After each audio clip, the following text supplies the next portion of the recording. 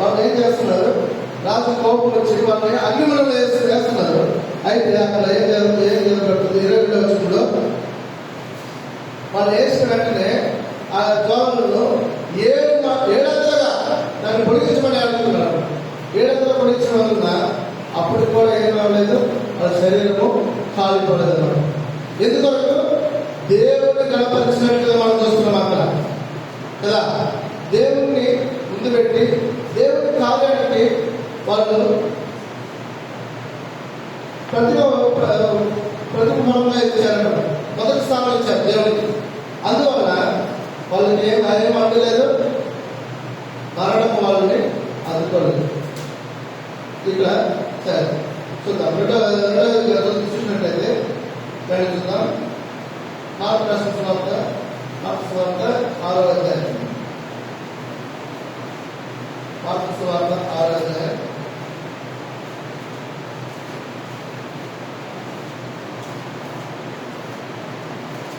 27వ వచనం.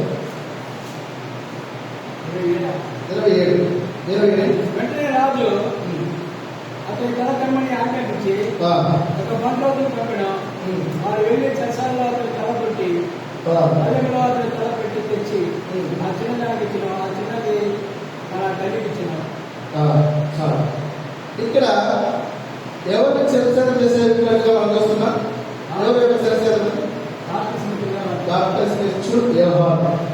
దేవుని వాక్యమును ఏ రీతిగా వాళ్ళు అంగీకరించారంటే, దేవుని కొరకై తన ప్రాణాలను కూడా వాళ్ళు లెక్క చేయలేదు.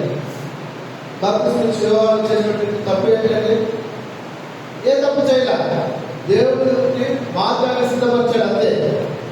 ఆయన చేసిన తప్పని కారణంటే అది ఒకటే, దేవుడికి మార్గాన్ని సిద్ధపరిచాడు. అయితే ఆయనకు వచ్చిన దానికి చెప్పినటువంటి కార్యక్రమం ఎటువంటిదంటే, దేవుడి కొరకు ఆయన ఏం చేశాడు, తలను నరికివేయబడింది అన్నమాట. ఈ రీతిగా యోహాను స్వార్థులైనటువంటి యోహాను ఏం చేశాడు, దేవుడి కొరకై దేవుని సేవ విషయమై అది ఏం చేశాడు, ఎటువంటి ఆరాధన చేశాడు, దేవుని కొరకై తన ప్రాణాలను కూడా లెక్క చేయక దేవుని కొరకు అప్పగించుకున్నాడు. ఈ సేవ ఎటువంటిదంటే, ఈ ఆరాధన అని మనం చూసినట్లయితే దేవుని కొరకు మనం ఆరాధన చేసే వాళ్ళతో మనం కనబడుతున్నాం. దేవుని మహిమపరచడం, హెచ్చించడం, పూజించడం, ఇంకా విధంగా దేవుని ఎప్పు చేసే కార్యాలు అనేకమైన కార్యాలు. అయితే సేవ అని వచ్చే విషయంలో మాత్రము దేవుని కొరకే మరణించడానికి మనం సిద్ధంగా ఉన్నామా? ఈనాడు మనలో మనకు ఒక ప్రశ్న. ప్రభువా, నేను ఆరాధించడం ఇష్టమేనా? మనం అడుగుతాం. మనం ఆరాధిస్తున్నాం, దేవుడిని సంతోషపెడుతున్నామా? సంతోషపెట్టేటువంటి ఆరాధన మనం చేస్తున్నామా? ఆదివారం ఆరాధన చేస్తున్నాం, వీళ్ళ వాక్య గుళ్ళలో ఆరాధించండి చెప్తున్నాం. వాళ్ళ ఇష్టానుసారంగా ఆరాధన చేసేది, యథావిధిగా చేసేటువంటి ఆరాధన, యథావిధిగా పాడేటువంటి పాటలు. కానీ దేవుడు ఇష్టపడేది ఏంటి? దేవుడు ఇష్టపడి ఆ ఆరాధన చేసేటువంటి ఆరాధనలు దేవుడు ఇష్టపడేవాడుగా ఉంటున్నాడు. ఇక రెండో మనం చూసినట్లయితే బాప్తిస్మం యోహాను దేవుడికి మార్గమును సిద్ధపరిచి ఆయన వచ్చినటువంటి లాభం ఏంటంటే శిరఛేదనం చేయబడ్డాడు. అక్కడ తల దేవుడి కొరకు ఇటువంటి సేవ, ఇటువంటి ఆరాధన ఆయన కలిగి ఉన్నాడు. రెండు చూద్దాం. మూడో వ్యక్తి అపోస్తల కార్యములు 7వ అధ్యాయం. అపోస్తల కార్యములు 7వ అధ్యాయం 58వ వచనం. అపోస్తల కార్యములు 7వ అధ్యాయం 58వ వచనం. అట్లకు వెలుపలికి అతన్ని వెళ్ళబెట్టి కాళ్ళను చంపిరి. సాక్షులు సౌలు వారి ఒక ఎవరిని పాలక తమ వస్త్రములు తీసేశారు. 59 ప్రభువులో వచ్చి బలపడుచు యేసు ప్రభువా, నా ఆత్మను చేర్చుకోమని స్తోత్రం అడుగుతుందా వారు రాజుపెట్టింది మోకాలు ప్రభావ వారికి పాప మోపడి పాప సత్తులో పడిన మాట పడిన సౌలభ్యం చాలా సమయం. ఇక్కడ ఎవరిని రాళ్ళతో కొట్టి సంపేదం మనం చూస్తున్నాం? స్టెఫన్ కూడా దేవుని ఏ రీతిగా ఆరాధించాడంటే తమిళలో మన చక్కగా ఉన్నాం. స్టేవాన్ తొలుగుడు ఏలు అవనై నలుగురు తెలుగులో మాట్లాడుతుంది. స్టెఫన్ వేడుకునే అనుకుంటాం. ఎందుకంటే స్టెఫన్ చేసేటువంటి ఆరాధన ఏ రీతిగా ఉంటుందంటే దేవుడి కొరకై తను ఏం చేస్తున్నాడు? రాళ్లతో రువ్వాడు, రాళ్లతో కొట్టబడ్డాడు. ఎందుకు? దేవుడి సేవ అనే విషయంలో ఈనాడు అనేకులు ఏం చేస్తున్నారంటే ముసుగులో ఉంటున్నాం. సేవ అనేటువంటి ముసుగులో ఉండి దేవుడిని మేము కనపరుస్తున్నాం, దేవుడిని మేము రక్షిస్తున్నాం. అయితే ఈనాడు మనం చేసేటువంటి సేవ ఏ రీతిగా ఉంటుంది? ఆనాడు వాళ్ళు చేసినటువంటి సేవ మనం కంట్లో అలా చూస్తున్నాం అన్నమాట. అయితే ఆనాడు మొన్న నేను సినిమాలకు వెళ్ళాను. సినిమాల్లో యజమానులో అక్కడ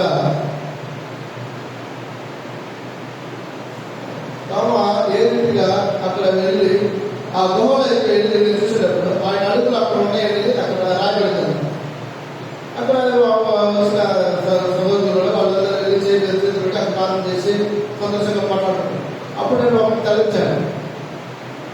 అలా మనం ఈ విధంగా మనం నవ్వుకుంటా మాట్లాడుతూ ఉంటాం కదా. అయితే ఇక్కడికి వచ్చి ఆయన దాక్కున్నది ఈ గుహలో ఆయన దాక్కున్నప్పుడు ఎటువంటి భయం కలిగినటువంటి వాళ్ళుగా ఉంటున్నాడు. ఆయన ఇండియాకి వచ్చి కేరళ ఇక్కడ మైలాపూర్ ఈ ప్రాంతంలో వచ్చేటప్పుడు ఆయన సేవ విషయమై లేక సువార్త విషయమై ఆయన వీటితో పట్టుబడ్డాడు, వీటితో కూర్చోబడ్డాడు. అప్పుడు భయపడి పరిగెత్తినటువంటి స్థలాలు అన్నమాట ఇవన్నీ. స్వార్థ విషయమై సేవ విషయమై ఆ రోజు స్వార్థకులు ఈ రీతిగా సేవ చేశారు. అయితే ఈనాడు చెప్పకూడదు కానీ మన స్వార్థలో కూడా కొన్ని ఫోటోలు ఎక్కువ పడుతున్నాం. కొంతమంది కూల్ డ్రింక్స్ ఉంటారట, కొంతమంది జనం బిస్కెట్ తింటా, కొంతమంది ఆటలాడుకుంటా ఉంటే సేవ చేస్తున్నారు.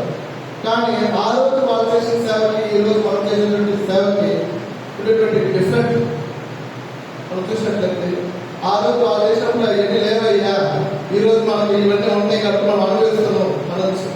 వాస్తవమే లేదు చెప్పు. కానీ దేవుని కనపరిచే విషయంలో ఆ రోజు వాళ్ళు చేసినటువంటి ఆరాధన ఏ రీతిగా ఉంటుందంటే తన ప్రాణాలను లెక్క చేయక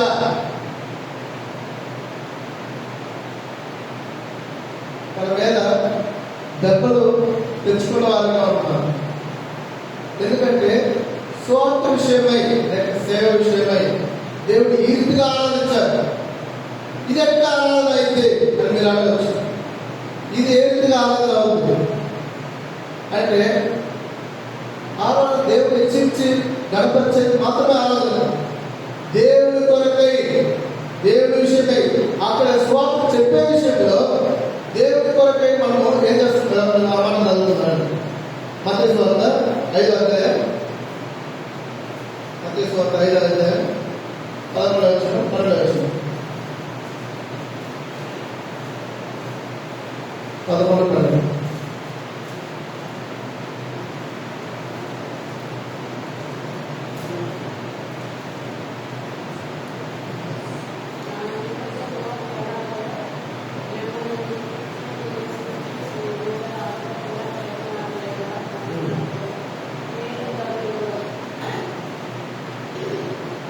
తమిళ ఎన్ని విధములు నిందింపబడితే பல தீமையான மொழிகளில் உங்கள் பேரில் பொய்யாய் சொல்வார்களால் பாக்கியவான்களாய் இருப்பீர்கள். ఏలాంటి ఈ మాట నన్ను బట్టి మిమ్మల్ని నిందించి హింసించే లేక చెడ్డ మాటలు. ఇక్కడ అతను మాట ఏమంటారు? జ్ఞానవేదన మా భాషలో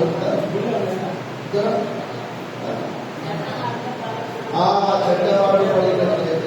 ఈ విధంగా మనకు స్వార్థ విషయమై మనం ఇంకా కూడా దేవుడి కనపరిచే విషయంలో ఇటువంటి కార్యాలు మనకు వచ్చినాయని ఒక్కసారి మన స్వంతం తెచ్చుకోవాలన్నమాట.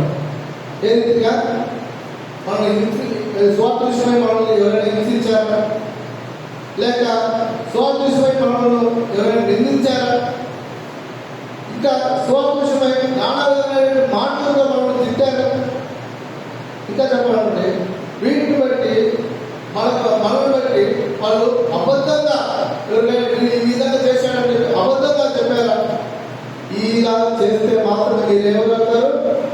ధన్యులు అని చెప్పబడదు. 12 వచనంలో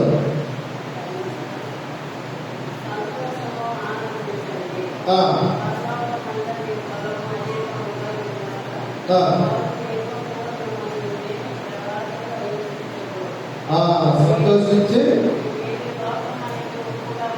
చాలు. ఇక్కడ ఏం చేయమంటున్నాడు? మీరు సంతోషించండి, ఎందుకంటే పరలోకమందు ఈ ఫలము ఎక్కువై ఉంటుంది అన్నమాట.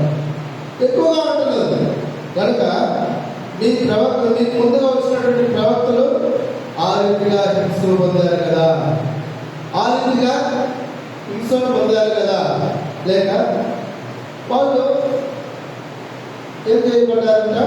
పట్టబడ్డారు. వాళ్ళు హింస పొందారు. నానటువంటి మాటలతో వాళ్ళు నానటువంటి మాటలతో వాళ్ళు చెప్పబడ్డారు. ఎందుకనగా ఈ మాట చెప్తున్నారంటే యేసుక్రీస్తు నామమును బట్టి ఇటువంటి కార్యములు మనలో కలిగినట్లయితే దేవునికి మనము నిజమైన ఆరాధన. అక్కడ ఏం చెప్పబడిందంటే 12:1 ఇట్టి సేవ మీకు యుక్తమైనది. ఎట్టి సేవ? ఇప్పుడు ఆ మాట కాబట్టి సహోదరులారా, పరిశుద్ధమును దేవునికి అనుకూలమైన మీ శరీరమును ఆయన సమర్పించుకోండి. దేవుని వాత్సల్యతను బట్టి మిమ్మల్ని బతిమాలుతున్నాను. ఇంటి సేవ మీకు యుక్తమైనది. ఎట్టి సేవ ఇది? దేవుని ఆరాధించేటువంటి సేవ మీకు యుక్తమైనది. ఏ రీతిగా మన ప్రాక్టికల్ లైఫ్లో మనం ఏం చేయాలా? దేవుడిని గణపరిచే విషయంలో దేవుడికి ఎటువంటి ఆరాధన మనం కలిగి ఉండాలంటే దేవుని కొరకై మనం నలుగొట్టబడటకు, దేవుని కొరకై మనం కొట్టబడటకు, దేవుని కొరకై మనం హింస పొందటకు ఇది యుక్తమైన సేవ అని చెప్పబడదు. సరే, ఇప్పుడు మనం ఎటువంటి సేవ కలిగి ఉంటున్నాం, ఎటువంటి ఆరాధన మనం కలిగి ఉన్నాం? ఇప్పుడు చెప్పబడినటువంటి 3 వ్యక్తులు మనం చూస్తాం. ఎవరైనా చూస్తాం? చెప్తారు. ఎవరైనా చూస్తాం? దానియేలు, యోహాను, స్తెఫను. 3 వ్యక్తులు చూస్తాం కదా. 3 వ్యక్తులలో వాళ్ళు చేసినటువంటి సేవలు కొంచెంగా మనం చేసి ఉంటామా? మనం అలాగే ఎవరైనా చేసి ఉంటారా? అలాగే మనం చేసి ఉండకపోతే, మనం చేయలేకపోతే మనం ఏమంటారు?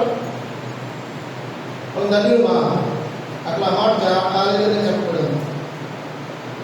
మత్తయి 5:11 మీరు ధన్యులను చెప్పటట్టు ఇంటికి నా నిమిత్తము మీరు ఏం చేయగలరా? హింస పొందాలి.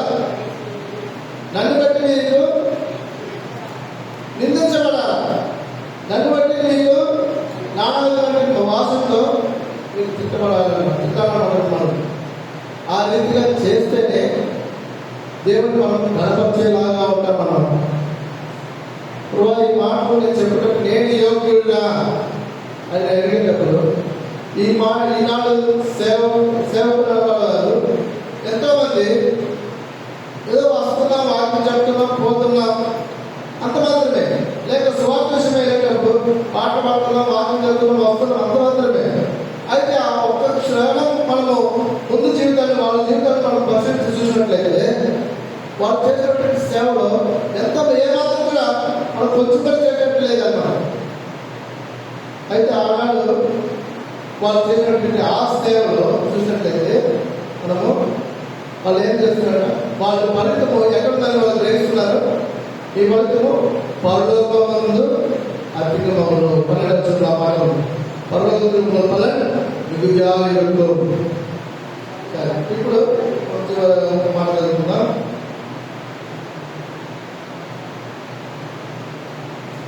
మన యొక్క జీవితాలు ఏ విధంగా ఉంటుందంటే దేవుని స్థుతించడానికి ముందుగా మన జీవితాలు దేవుని పక్షంలో మనము ఏ రీతిగా స్థుతించగలము, ఏ రీతిగా హెచ్చించగలము, ఏ రీతిగా గణపరచగలము.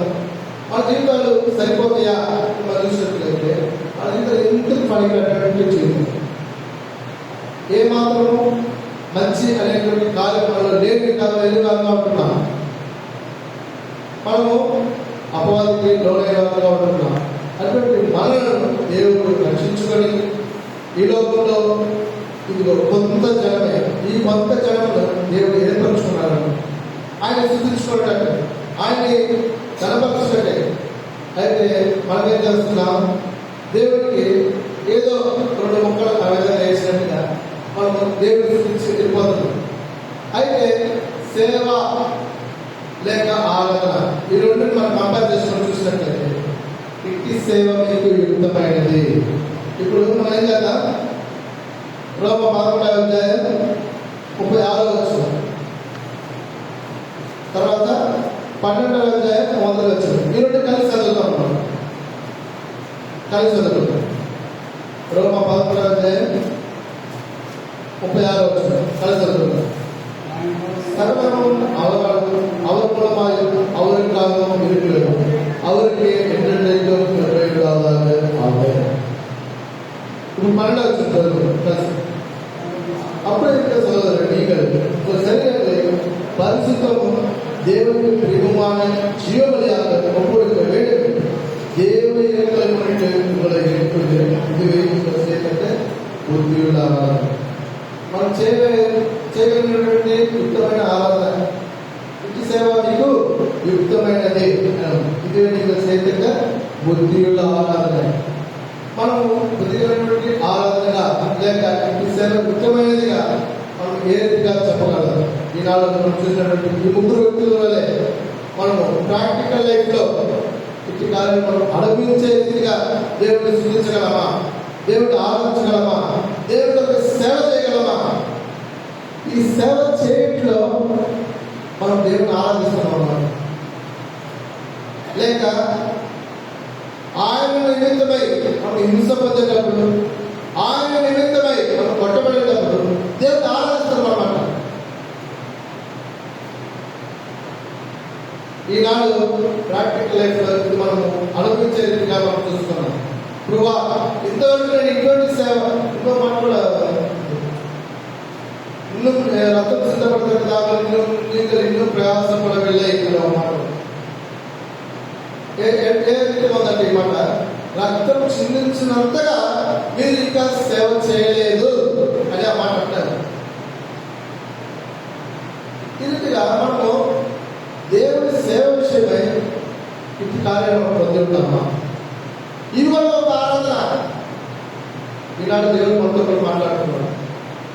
ఇట్టి ఆరాధన కలిగి ఉంటున్నావా, ఈ సేవ యుక్తమైనది, ఇదివరకు చేయటం బుద్ధిగా ఆరాధన, ఇట్టి ఆరాధన మనం కలిగి ఉంటున్నావా. లేదా మనుషులు చెప్పే రీతిగా థ్యాంక్స్ ప్రభువా, నువ్వు నాకు రక్షణ ఇచ్చావు, థ్యాంక్స్ ప్రభువా, నన్ను గోత్రం నుండి పైకి లేపావు, థ్యాంక్స్ ప్రభువా, నీ రక్తాన్ని నా కొరకు స్థితించావు, థ్యాంక్స్. ఇటువంటి ఆరాధన దేవుడు ఇష్టపడడు. నోటి మాటలతో చెప్పేటువంటి ఆరాధన కాదు, హృదయపూర్వకంగా మనస్పూర్వకంగా దేవుడిని ఆరాధించవలనుకుంటున్నామా? ఇట్టి సేవ యుక్తమైనది అని మనం చూస్తున్నాం అన్నమాట. ఆ విధంగా ఇట్టి సేవ యుక్తమైనది మనం చూసుకున్నటువంటి కార్యాలు 3 వ్యక్తులు మనం చూసాం. దానియేలు తన చివరి జీవితాన్ని లెక్క పెట్టక దేవుడి కొరకే మరణాన్ని రుచి చూసిన వాళ్ళుగా దేవుడి కొరకే మరణం కూడా లెక్క చేయక తాను ఆ ప్రతి మొక్కను అని చెప్పేసి రాజు వేసిన ఆ సవాళ్ళకు అతను వ్యతిరేకంగా జీవించవాలనుకుంటున్నాడు. రెండవదిగా స్తెఫను ఏ విధంగా ఉంటున్నాడంటే దేవుడి సువార్త విషయమే దేవుడి గలపరిచి దేవుడిని స్తుతించే వాళ్ళుగా రాళ్ళతో పట్టబడిన వాళ్ళుగా దేవుడిని గణపరచాడు. మూడవదిగా యోహాను ఉంటున్నాడంటే దేవుడి కొరకై త్రోవలు సిద్ధపరిచే విషయంలో ఆయన చేసినటువంటి సువార్త ఆయన గణపరిచేదిగాను ఆయన ఆరాధించేదిగా ఉన్నాడు. ఇంటి సేవ యుక్తమైనది. ఇంటి సేవ మీకు యుక్తమైనది. ఇటువంటి సేవ కలిగి మనం జీవిస్తున్నామా? ఇటువంటి ఆరాధన కలిగి మనం జీవిస్తున్నామా? ఆ రీతిగా ఆరాధన చేయడానికి దేవుడు మనకు సహాయపడతాడు.